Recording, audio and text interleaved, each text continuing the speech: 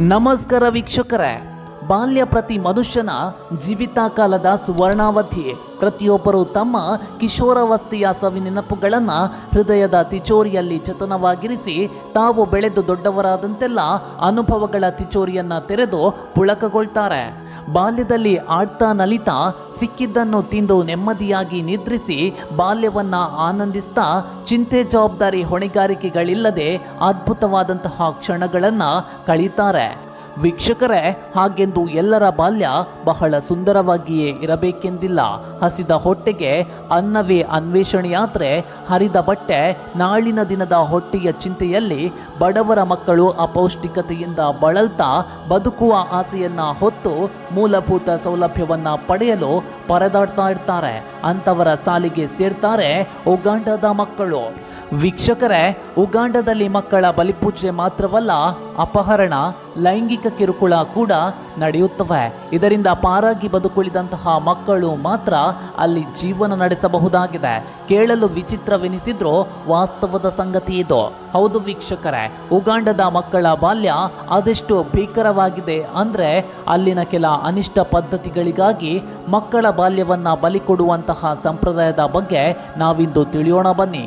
ನೀವಿನ್ನೂ ಕೂಡ ನಮ್ಮ ಯೂಟ್ಯೂಬ್ ಚಾನಲ್ಗೆ ಸಬ್ಸ್ಕ್ರೈಬ್ ಮಾಡಿಲ್ಲ ಅಂದರೆ ದಯವಿಟ್ಟು ಸಬ್ಸ್ಕ್ರೈಬ್ ಮಾಡಿ. ಹಾಗೆ ಪಕ್ಕದಲ್ಲಿರುವಂತಹ ಬೆಲ್ ಬಟನ್ ಅನ್ನ ತಪ್ಪದೇ ಕ್ಲಿಕ್ ಮಾಡಿ.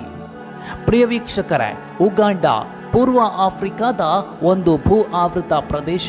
ಇಲ್ಲಿನ ಉತ್ತರದ ಪ್ರಾಂತ್ಯ ಬಹಳ ಹಿಂದುಳಿದ ಪ್ರದೇಶವಾಗಿದೆ. ಮರುಭೂಮಿಯ ವಾತಾವರಣವನ್ನ ಹೊಂದಿರುವ ಕಾರಣದಿಂದ ಅಲ್ಲಿನ ಜನರು ದನಕರು ಮತ್ತು ಕುರಿಗಳನ್ನ ಸಾಕ್ತಾರೆ. ಈಗಲೂ ಕೂಡ ಅಲ್ಲಿ ಸರಿಯಾದಂತಹ ಸಂಚಾರ ಸಂಪರ್ಕ ಇಲ್ಲ. ಉಗಾಂಡದ ಪೂರ್ವ ಪ್ರಾಂತ್ಯ ಜನಭರಿತವಾಗಿದೆ. ಜನಸಾಂದ್ರತೆ ಸರಿಸುಮಾರು ಚದರ ಕಿಲೋಮೀಟರ್ಗೆ 200ಕ್ಕೂ ಹೆಚ್ಚಾಗಿದೆ. ಉಗಾಂಡದ ಉತ್ತರ ಪ್ರಾಂತ್ಯಕ್ಕೆ ಹೋಲಿಸಿದ್ರೆ ಈ ಪ್ರಾಂತ್ಯ ಹೆಚ್ಚು ಮುಂದುವರೆದಿದೆ. ವ್ಯವಸಾಯ ಹಾಗೂ ದನಕರು ಕುರಿಗಳ ಪೋಷಣೆ ಇಲ್ಲಿನ ಜನರ ಮುಖ್ಯ ಕಸುಬಾಗಿದೆ.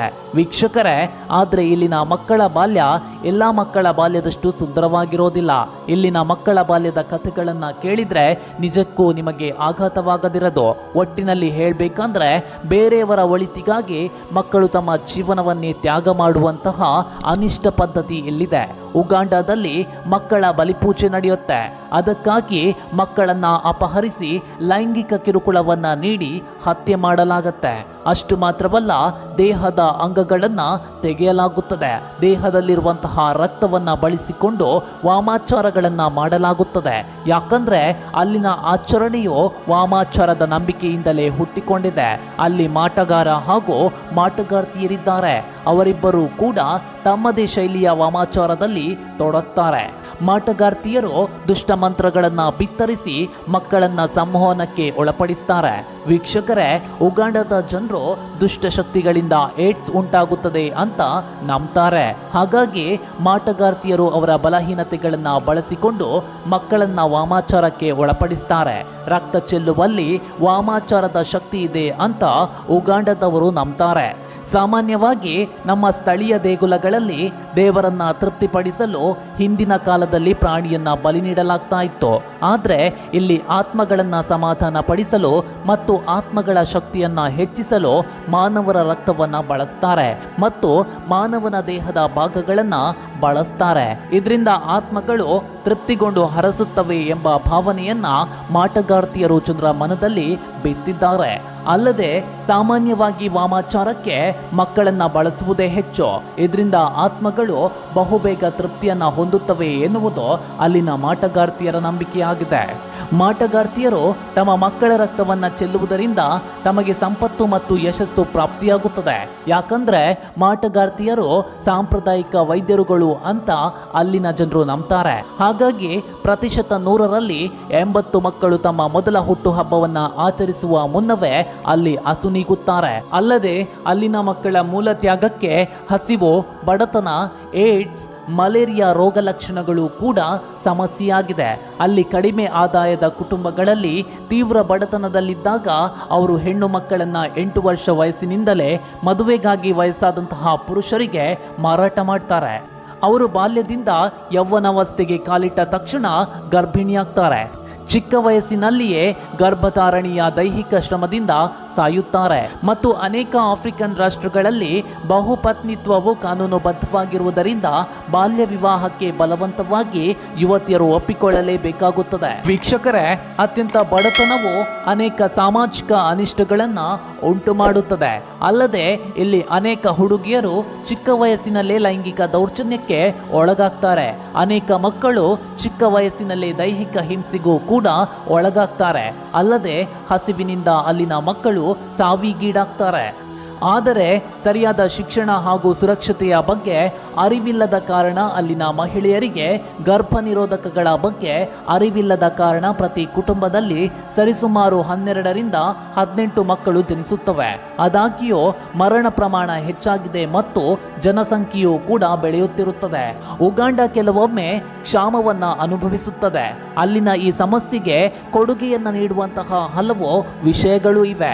ಅಲ್ಲಿನ ಪರಿಸರ, ಭ್ರಷ್ಟ ರಾಜಕಾರಣ, ಮೂಲ ಸೌಕರ್ಯದ ಅಭಾವ, ಹೀಗೆ ಹಲವು ಸಮಸ್ಯೆಗಳು ಅಲ್ಲಿನ ಕುಟುಂಬ ಅಥವಾ ಸಮುದಾಯವನ್ನ ಬಾಧಿಸತೊಡಗಿದಾಗ ವಾಮಾಚಾರದಿಂದ ಮಕ್ಕಳ ಬಲಿಯಂತಹ ಅನಿಷ್ಟ ಸಂಪ್ರದಾಯವನ್ನ ಬೆಂಬಲಿಸುವಂತೆ ಮಾಡಿಬಿಡುತ್ತದೆ. ವೀಕ್ಷಕರೇ, ಉಗಾಂಡದಲ್ಲಿ 2 ರೀತಿಯ ಮಕ್ಕಳ ಬಲಿ ಇದೆ.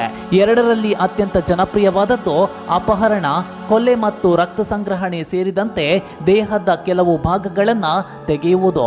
ಮಕ್ಕಳ ದೇಹದಿಂದ ಬೇರ್ಪಡಿಸಿದಂತಹ ಭಾಗಗಳನ್ನು ಮಾಟಗಾರ್ತಿಯರ ಬಳಿಗೆ ತೆಗೆದುಕೊಂಡು ಹೋಗ್ತಾರೆ.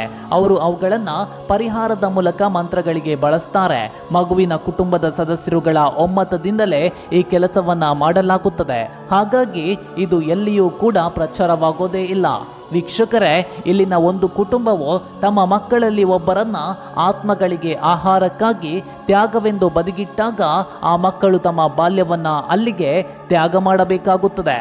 ಮಗುವಿನ ತಲೆಯು ಅತ್ಯಂತ ಅಮೂಲ್ಯವಾದಂತಹ ದೇಹದ ಭಾಗವಾಗಿದೆ.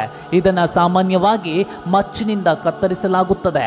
ಅಂತಹ ಮಗು ಅಲ್ಲಿಯೇ ಪ್ರಾಣವನ್ನ ಕಳೆದುಕೊಳ್ಳುತ್ತದೆ. ಇನ್ನು ಕೆಲವು ಮಕ್ಕಳ ದೇಹದ ಭಾಗಗಳಿಂದ ರಕ್ತವನ್ನ ಸಂಗ್ರಹಿಸಿ ಮಾಟಗಾರ್ತಿಯರಿಗೆ ನೀಡುವುದರ ಮೂಲಕ ಕೃತಾರ್ಥರಾಗ್ತಾರೆ. ಆದರೆ ಅದರ ಪರಿಣಾಮವಾಗಿ ಈ ಮಕ್ಕಳಲ್ಲಿ ಹೆಚ್ಚಿನವರು ಅಂತಿಮವಾಗಿ ಸಾಯುತ್ತಾರೆ ಅಥವಾ ತೀವ್ರ ದುರ್ಬಲತೆಯನ್ನ ಅನುಭವಿಸ್ತಾ ಜೀವಿಸ್ತಾರೆ. ವೀಕ್ಷಕರೇ, ಉಗಾಂಡದಲ್ಲಿ ವಾಮಾಚಾರದ ಜೊತೆಗೆ ತೀವ್ರವಾದ ಬಡತನದಿಂದ ಕೆಲವು ಜನರು ಮಕ್ಕಳ ಬಲಿಯಂತಹ ತೀವ್ರ ಕ್ರಮಗಳನ್ನು ಕೈಗೊಳ್ಳುವಂತೆ ಮಾಡ್ತಾ ಇದೆ. ಆದರೆ ಏನೂ ಅರಿಯದಂತಹ ಮುಗ್ಧ ಮಕ್ಕಳ ತ್ಯಾಗ ಅನಿಷ್ಟ ಸಂಪ್ರದಾಯಗಳ ಮತ್ತು ಸಾಮಾಜಿಕ ದುಷ್ಪರಿಣಾಮಗಳ ಸಂಕೀರ್ಣ ವ್ಯವಸ್ಥೆಯಾಗಿದೆ. ಉಗಾಂಡದ ರಾಜಕೀಯದಲ್ಲಿ ಪ್ರತಿ ಹಂತದಲ್ಲೂ ಕೂಡ ಭ್ರಷ್ಟಾಚಾರವಿದೆ. ತಮ್ಮ ರಾಜಕೀಯ ಸ್ವಾರ್ಥಕ್ಕಾಗಿ ಮಕ್ಕಳನ್ನ ಬಲಿ ಕೊಡುವಂತಹ ಸ್ವಾರ್ಥ ರಾಜಕಾರಣಿಗಳು ಕೂಡ ಇದ್ದಾರೆ. ಉಗಾಂಡದಲ್ಲಿ ಕೇವಲ ಮಕ್ಕಳನ್ನು ಮಾತ್ರವೇ ವಾಮಾಚಾರದಲ್ಲಿ ಬಳಸಿಕೊಳ್ತಾರೆ. ಯಾಕಂದ್ರೆ ಅಲ್ಲಿನ ಮಕ್ಕಳು ದುರ್ಬಲರಾಗಿರ್ತಾರೆ. ವಯಸ್ಕರಿಗಿಂತ ಹೆಚ್ಚು ಸುಲಭವಾಗಿ ಅಪಹರಿಸಬಹುದು ಮತ್ತು ಕೊಲ್ಲಬಹುದಾದಂತಹ ಕಾರಣಗಳಿಂದ ಮಕ್ಕಳಿಗೆ ಬಾಲ್ಯದಿಂದಲೇ ನಿಮ್ಮ ಬದುಕು ತ್ಯಾಗಮಯವಾಗಿರಬೇಕು ಅಂತ ಆಲೋಚನೆಗಳು ಮೂಡುವಂತೆ ಮಾಡಿಬಿಡ್ತಾರೆ. ವೀಕ್ಷಕರೇ, ಈ ಅನಿಷ್ಟವನ್ನ ನಿಲ್ಲಿಸಲು ಒಬೇಡ್ ಮತ್ತು ವರ್ಲ್ಡ್ ವಿಷನ್ ಮಕ್ಕಳ ಅಪಹರಣ, ಬಲಿ, ಲೈಂಗಿಕ ಕಿರುಕುಳ ಹಾಗೂ ಮಕ್ಕಳ ತ್ಯಾಗಕ್ಕೆ ಕರೆ ನೀಡುವಂತಹ ಸಂಪ್ರದಾಯಗಳಿಗೆ ವಾಮಾಚಾರಗಳನ್ನು ನಡೆಸುವಂತಹ ಮಾಟಗಾರ್ತಿಯರಿಗೆ ಉಗಾಂಡದ ಅಂಬರ್ ವ್ಯವಸ್ಥೆ ಎಚ್ಚರಿಕೆಯನ್ನ ನೀಡುವ ಮೂಲಕ ಮಕ್ಕಳ ಬಲಿಯನ್ನ ನಿಲ್ಲಿಸುವಂತಹ ಪ್ರಯತ್ನಗಳನ್ನು ಮುನ್ನಡೆಸ್ತಾ ಇದೆ. ಸಂಪೂರ್ಣ ಮಕ್ಕಳ ರಕ್ಷಣೆ ಕಾನೂನುಗಳನ್ನು ರಚಿಸಲು ಮತ್ತು ಜಾರಿಗೊಳಿಸಲು ಮತ್ತು ಮನೆಯಿಂದ ಶಾಲೆಯವರೆಗೆ ಎಲ್ಲ ಹಂತಗಳಲ್ಲಿ ಮಕ್ಕಳ ಮೇಲಿನ ದೌರ್ಜನ್ಯದ ಜಾಗೃತಿಯನ್ನ ಹೆಚ್ಚಿಸಲು ತಳಮಟ್ಟದಲ್ಲಿ ಕೆಲಸ ಮಾಡುವಂತಹ ಸಮುದಾಯ ಶೈಕ್ಷಣಿಕ ಕಾರ್ಯಕ್ರಮಗಳನ್ನು ನಡೆಸಲಾಗ್ತಾ ಇದೆ. ಆದರೆ ಮಕ್ಕಳ ಕಿರುಚಾಟದಿಂದ ನಿದ್ರೆಗೆ ಅಡ್ಡಿಯಾಗುತ್ತದೆ. ಮಕ್ಕಳ ತ್ಯಾಗ ಮಾಡದಿದ್ರೆ ಏಡ್ಸ್ ಬರುತ್ತದೆ ಅಂತ ಅಲ್ಲಿನ ಅನಕ್ಷರಸ್ಥ ಜನರನ್ನ ಮಾಟಗಾರ್ತಿಯರು ಮೋಸ ಮಾಡ್ತಲೇ ಇರ್ತಾರೆ. ಮಕ್ಕಳ ರಕ್ಷಣೆಯನ್ನ ಉತ್ತೇಜಿಸಲು ಅಲ್ಲಿನ ಹಿಂದೂ, ಕ್ರಿಶ್ಚಿಯನ್ ಮತ್ತು ಮುಸ್ಲಿಂ ಧಾರ್ಮಿಕ ಮುಖಂಡರುಗಳು, ಮಿಷನರಿಗಳು ಕೂಡ ಕೆಲಸ ಮಾಡ್ತಾ ಇವೆ. ಅವರ ಮಕ್ಕಳ ರಕ್ಷಣೆಗಾಗಿ ಕಾನೂನುಗಳು ಮತ್ತು ಸುಗ್ರೀವಾಜ್ಞೆಗಳನ್ನು ಜಾರಿಗೊಳಿಸುವಲ್ಲಿ ಪ್ರತಿಪಾದಿಸಿದ್ದಾರೆ ಮತ್ತು ಯಶಸ್ವಿಯಾಗಿದ್ದಾರೆ. ವೀಕ್ಷಕರೇ, ಒಬೇಡ್ ಮತ್ತು ವರ್ಲ್ಡ್ ಮಿಷನ್ ತಮ್ಮ ಪ್ರಯತ್ನಗಳನ್ನು ಬುಕ್ವೆ ಜಿಲ್ಲೆಯ ಮೇಲೆ ಕೇಂದ್ರೀಕರಿಸಿರುವುದರಿಂದ ಆ ಜಿಲ್ಲೆಯನ್ನ ಮಕ್ಕಳ ಬಲಿದಾನದ ರಾಜಧಾನಿ ಅಂತ ಕರೆಯಲಾಗುತ್ತದೆ. World mission lead amber alert system ಮೂಲಕ ಒಟ್ಟು 8,000 ಮಕ್ಕಳನ್ನ ಉಳಿಸಲಾಗಿದೆ. ಈಗ ಅಲ್ಲಿನ ಬುಡಕಟ್ಟು ಜನಾಂಗದವರ ಸಮುದಾಯವನ್ನ ಎಚ್ಚರಿಸಲು ನಿರ್ದಿಷ್ಟ ಡ್ರಮ್ ಬೀಟ್ ಅನ್ನ ಬಳಸ್ತಾರೆ. 2012ರಲ್ಲಿ 306 ಪ್ರಕರಣಗಳಿದ್ದಂತಹ ಮಕ್ಕಳ ಮೇಲಿನ ಅತ್ಯಾಚಾರ 2017ರಲ್ಲಿ 126ಕ್ಕೆ ಇಳಿಕೆಯಾಗಿದೆ. ಹಾಗೆ 2015ಕ್ಕೆ ಹೋಲಿಸಿದ್ರೆ 2017ರಲ್ಲಿ ಮಕ್ಕಳ ಬಲಿ 74% ಕಡಿಮೆಯಾಗಿದೆ. ಬಾಲ್ಯ ವಿವಾಹವು 2015ರಲ್ಲಿ 44.4% 2017ರಲ್ಲಿ 38% ಕಡಿಮೆಯಾಗಿದೆ. ವರ್ಲ್ಡ್ ಮಿಷನ್ ಮಕ್ಕಳ ಸಂರಕ್ಷಣಾ ಕ್ಲಬ್ಗಳು ವಿದ್ಯಾರ್ಥಿಗಳಿಗೆ ತಮ್ಮ ಹಕ್ಕುಗಳನ್ನು ತಿಳಿದುಕೊಳ್ಳಲು ಕಾರ್ಯಾಗಾರಗಳನ್ನು ನಡೆಸ್ತಾ ಇದ್ದಾರೆ.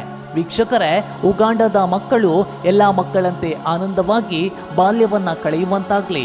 ಮಕ್ಕಳ ಅಪಹರಣ, ಭ್ರಷ್ಟ ರಾಜಕಾರಣ, ಅಪೌಷ್ಟಿಕತೆ, ಹತ್ಯೆ, ವಾಮಾಚಾರ, ವಿಶೇಷವಾಗಿ ಹೆಣ್ಣು ಮಕ್ಕಳ ಅಪಮೌಲ್ಯಕರಣದಿಂದಾಗಿ ನಡೆಯುವಂತಹ ಬಾಲ್ಯ ವಿವಾಹ ಮತ್ತು ಬಹುಪತ್ನಿತ್ವ, ಮಹಿಳೆಯರನ್ನ ಶಾಲೆಯಿಂದ ಹೊರಗಿಡುವಂತಹ ಅನಿಷ್ಟ ಪದ್ಧತಿಗಳೆಲ್ಲ ಕೊನೆಯಾಗಿ ನೆಮ್ಮದಿಯಿಂದ ಜೀವಿಸುವಂತಾಗಲಿ ಎನ್ನುವುದಷ್ಟೇ ನಮ್ಮೆಲ್ಲರ ಆಶಯವಾಗಿದೆ. ಪ್ರಿಯ ವೀಕ್ಷಕರೇ, ಈ ವಿಡಿಯೋ ನಿಮಗೆ ಇಷ್ಟವಾಗಿದ್ದರೆ ದಯವಿಟ್ಟು ಲೈಕ್ ಮಾಡಿ, ಶೇರ್ ಮಾಡಿ ಹಾಗೂ ಕಾಮೆಂಟ್ ಮಾಡಿ ತಿಳಿಸಿ. ಇನ್ನಷ್ಟು ಕುತೂಹಲಕಾರಿ ಮಾಹಿತಿಗಳೊಂದಿಗೆ ಮುಂದಿನ ವಿಡಿಯೋದಲ್ಲಿ ಮತ್ತೆ ಸಿಗ್ತೇವೆ. ಅಲ್ಲಿವರೆಗೂ ಜೈ ಹಿಂದ್, ಜೈ ಕರ್ನಾಟಕ.